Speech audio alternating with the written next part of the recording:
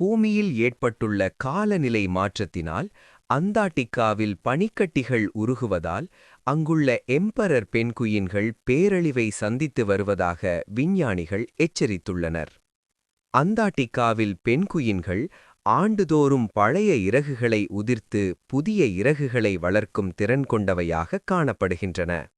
புதிய இறகுகள் வளர்வதனால் பென்குயின்களால் 40 நாட்கள் நீரில் நீந்த முடியாது என்பதுடன் அவை பனிக்கட்டிகள் மீதே தங்கியிருக்க வேண்டும். இதனால் குறித்த பென்குயின்கள் பேரழிவை சந்திப்பதற்கான நிலைமை உருவாகியுள்ளது.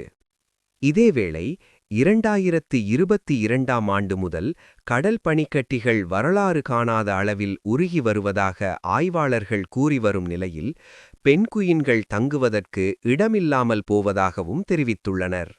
செயற்கைக்கோள் தரவுகளை ஆய்வு செய்த விஞ்ஞானியான பீட்டர் ஃப்ரெட்வெல் ஆயிரக்கணக்கான பென்குயின்கள் உறைபனி நீரில் விழுந்து உயிரிழந்திருக்கலாம் என அஞ்சுவதாக தெரிவித்துள்ளார். இதேவேளை மேற்கு அந்தார்டிகாவில் வாழும் உலகின் 40% பென்குயின்கள் தற்போது மிக மோசமான நிலையில் உள்ளதாகவும் ஆய்வாளர்கள் கூறுகின்றனர்.